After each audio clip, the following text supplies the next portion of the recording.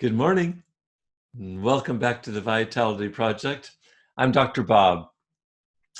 Yesterday, we reviewed how it is that when we take in addictive substances to reduce our stress or our anxiety, we actually end up having to pay the piper by oftentimes very quickly, very soon, returning to even higher levels of the very same anxiety we were trying to escape. It's incredibly ironic, isn't it? It's a vicious cycle, and the technical term for this is withdrawal. We've just described the cycle of withdrawal. Non-technically, we simply call it getting sick. Most of the people that I work with that are recovering from severe addiction, whether to alcohol or cocaine or heroin or methamphetamine, discuss this openly in our groups, which is that they're basically trying to avoid getting sick, trying to avoid withdrawal more than trying to get high per se. It's oftentimes a misunderstanding that people think that people that are addicted just like to party too much. This is not a party we're describing.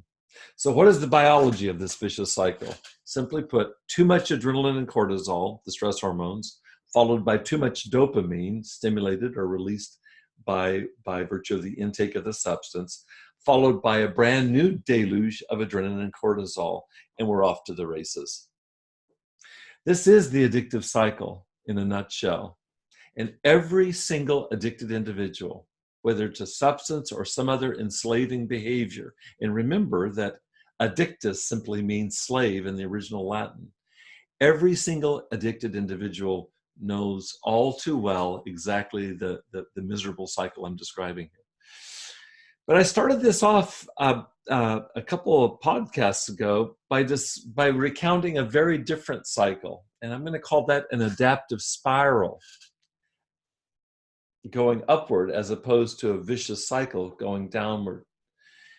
The vicious cycle enslaves me. The adaptive spiral actually frees or liberates me. And what is that liberation?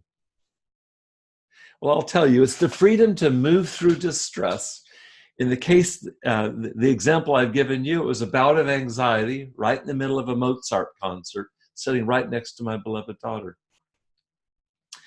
And if I hadn't dealt with that anxiety would soon enough have smushed or negated the very richness of that moment, and that richness is my birthright.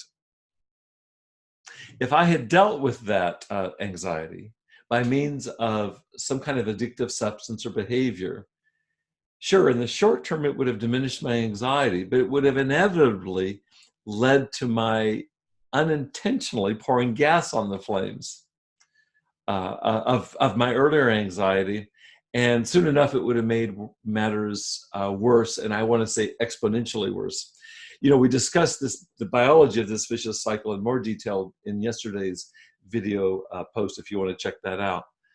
But instead, what I did this particular Sunday afternoon with my daughter Amanda, watching Mozart being performed by the Pacific Symphony at Soka University, thankfully, I chose a non-addictive response to my distress. And in this case, it was a reflexive, just kind of going inside. And I think of it as kind of consulting my deeper or truer self, who knows exactly what to do or say in most every circumstance.